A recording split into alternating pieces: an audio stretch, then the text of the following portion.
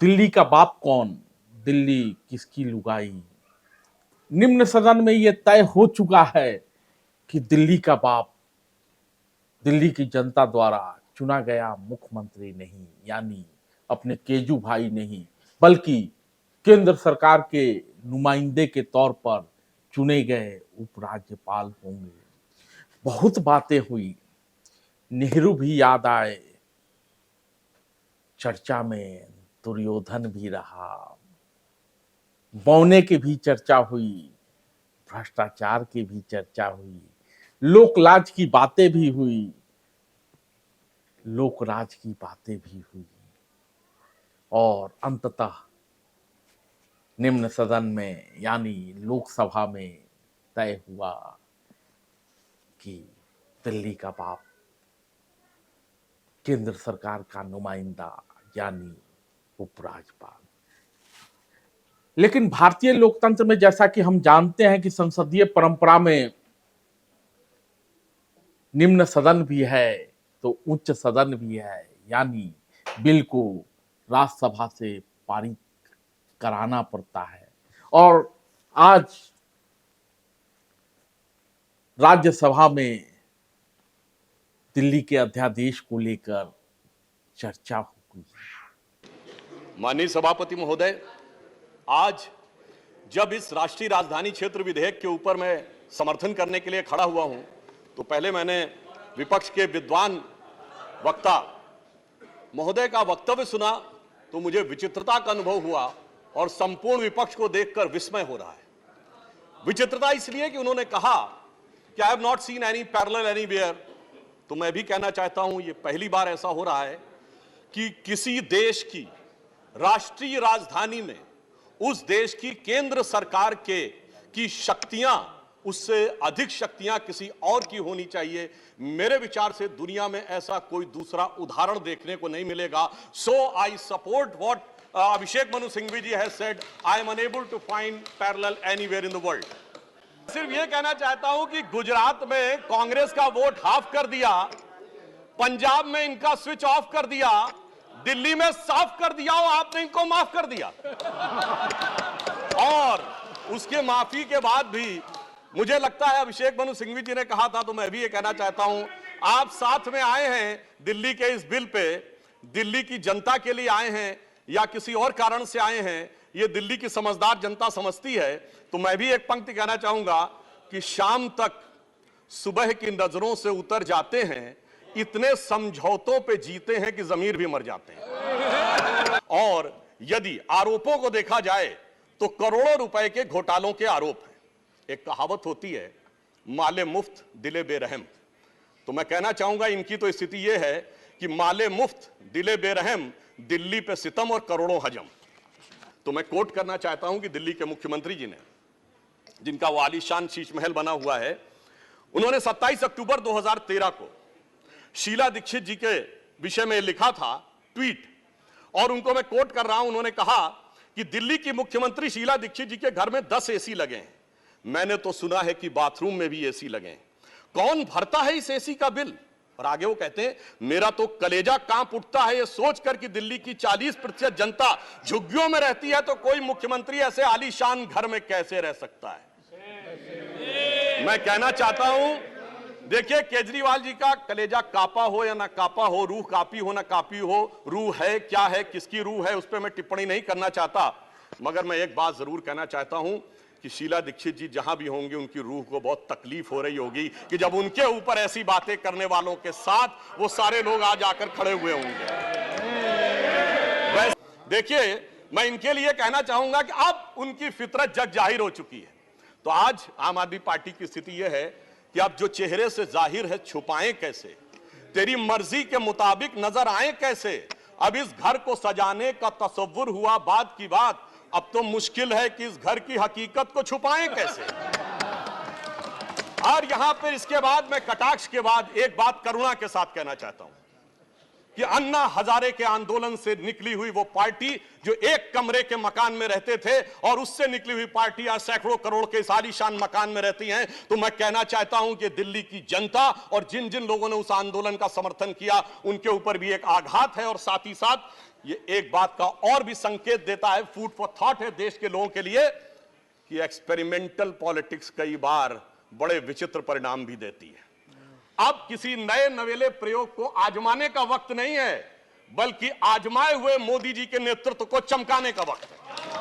What I wanted to say, sir, असल में कई वर्ष पूर्व भी देखा इस देश में, आज भी देख रहे हैं, जब बहुत बड़ी सत्ता आती है ना, तो कई ख्यालात आते हैं, कुछ अच्छे होते हैं और कुछ लगता है जिसको हम कहते हैं लोएस्ट हैंगिंग फ्रूट। मैं और मेरी कलीग, सीनियर कलीग जया जी, हम लोग बात कर रहे थे, इतने पावर का करोगे क्या?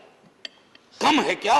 इतने राज्यों में सरकार है, केंद्र में सरकार है, 303 का बहुमत है, उसके बावजूद अगर किसी निर्वाचित सरकार को लेकर के ये आपकी प्रणाली हो, कार्य प्रणाली हो, जहां की सुप्रीम को 11 मई को सुप्रीम कोर्ट का ऑब्जर्वेशन हुआ, मेरे कई कलीग कह चुके हैं, संभवतः हमारी सरकार ने सोचा होगा कि वेकेशन में जाने से पूर्व उनको कुछ ऐसा पकड़ा दो कि अवकाश में भी वो सोचते रहे इसके बारे में। हालांकि लोकसभा के बारे में मैं जिक्र नहीं करना चाहता था, माननीय सभापति महोदय डाइवर्सिटी शब्द का आप बहुत जिक्र करते हैं, हम सब उसमें रिजॉइस करते हैं, हमारी प्राइड है वो।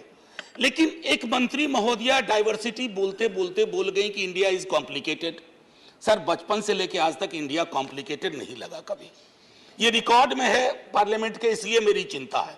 इंडिया कॉम्प्लिकेटेड नहीं है सर, बड़ा सहज स्वभाव है इंडिया का, महासागर वाला है सर, सब कुछ समा जाता है, मजहब हो, धर्म हो, जाति हो, कौम हो, कोई हो। लेकिन इसको जब तालाब बनाने की आप कोशिश करते हैं तो महासागर तालाब नहीं बनना चाहता। जब चूहे की पूंछ पे हाथी का पांव पड़ा हो तो न्यूट्रलिटी उस चूहे से पूछिए कि उसको कैसा लग रहा है। तो मैं समझता हूं, इसलिए सर एक शेर अर्ज किया है, आज बड़े शेर पढ़े गए हैं, सुधांशु जी ने पढ़ा, तो मैं भी एक अर्ज करता हूं सर।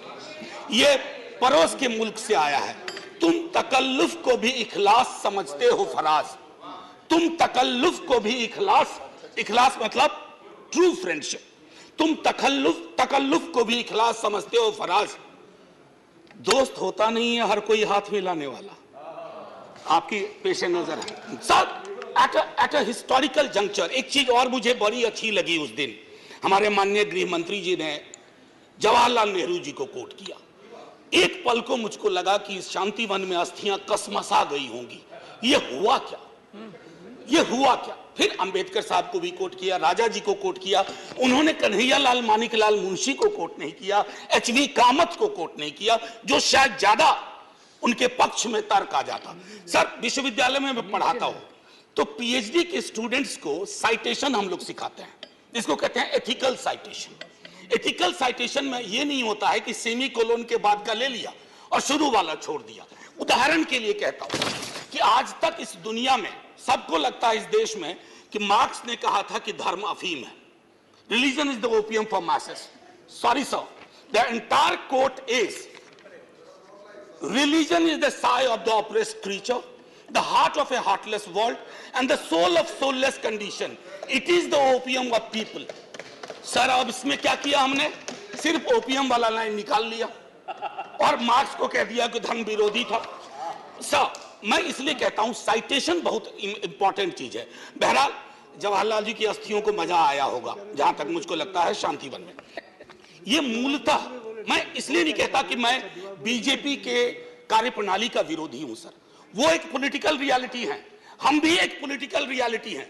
हम शत्रुता की जुबान से हमें एक दूसरे को संबोधन नहीं करना चाहिए, ना सदन में ना सदन के बाहर। साहब, हम इंडियन मुजाहिदीन नहीं है साहब, हम ईस्ट इंडिया कंपनी नहीं है, हम वो भारतवर्ष हैं जिसको महासागर मैंने कहा, और उस महासागर में आप भी हैं, हम भी हैं। हम और आप एक दूसरे की कीमत पर नहीं है कि माननीय सर्वोच्च न्यायालय ने एक निर्णय दिया, सर कुछ सोच के दिया होगा ना। आप अक्सर कहते हैं कि नेहरू नहीं चाहते थे, अरे नेहरू 56 में नहीं चाहते थे, 67 वर्ष बीत गए हैं, हकीकत नहीं बदलती क्या। नेहरू के टाइम में हम सार्वजनिक क्षेत्रों में कितना ध्यान देते थे और आज हम बेचने पे ध्यान दे रहे हैं। सर, आज मैं सिर्फ 2 करोड़ दिल्ली वासियों की ओर से नहीं बल्कि 135 करोड़ भारतवासियों की ओर से बोलने के लिए खड़ा हुआ हूं। सर, इससे ज्यादा असंवैधानिक, गैर कानूनी कागज का टुकड़ा एक बिल के माध्यम से शायद ही आज से पहले कभी संसद भवन के भीतर लाया गया होगा। और अपना वक्तव्य शुरू करने से पहले मैं महाभारत के एक अंश का वर्णन करना चाहूंगा जिसे रामधारी सिंह दिनकर ने एक बहुत ही महत्वपूर्ण कविता में लिखकर बताया है, जिसमें भगवान श्री कृष्ण एक शांति दूत बन के पांडवों की ओर से हस्तिनापुर जाते हैं शांति का प्रस्ताव लेकर। कवि लिखते हैं, मैत्री की राह बताने को, सबको सुमार्ग पर लाने को, दुर्योधन को समझाने को, भीषण विध्वंस बचाने को, भगवान हस्तिनापुर आए, पांडव का संदेशा लाए। भगवान कहते हैं, दो न्याय अगर तो आधा दो, पर इसमें भी यदि बाधा हो तो दे दो केवल 5 ग्राम, रखो अपनी धरती तमाम, हम वहीं खुशी से खाएंगे, परिजन पर हंसी ना उड़ाएंगे। पर दुर्योधन वो भी दे ना सका, आशीष समाज की ले ना सका, उल्टा हरि को बांधने चला, जो असाध्य था उसे साधने चला, जब नाश मनुष्य पर छाता है, पहले विवेक मर जाता। सर इसमें दिल्ली बिल का सार है। सर इसमें 1991 में कांग्रेस की सरकार ने दिल्ली में विधानसभा का गठन किया। उससे भी ना पर्याप्त मानते हुए लाल कृष्ण आडवाणी जी, मदन लाल खुराना जी सबने बयान दर्ज कराए कि यह भी दिल्ली के साथ न्याय नहीं है, दिल्ली को पूर्ण राज्य का दर्जा मिलना चाहिए और हम इसके लिए आंदोलन चलाएंगे। और लगातार इन लोगों ने संघर्ष किया, आंदोलन किया। सर ये बिल सिर्फ संविधान का और लोकतंत्र का अपमान नहीं है, यह बिल लाल कृष्ण आडवाणी जी का, अटल बिहारी वाजपेयी जी का, मदन लाल खुराना जी का, सुषमा स्वराज जी का, अरुण जेटली जी का, सबका अपमान करने का और उनके 40 साल के संघर्ष को मिट्टी में मिलाने का काम करता है। सर मैं माननीय गृह मंत्री जी का बयान लोकसभा में सुन रहा था। उन्होंने कहा कि नेहरू जी ने, पंडित नेहरू ने यह बात रखी थी कि दिल्ली को पूर्ण राज्य का दर्जा नहीं मिलना चाहिए।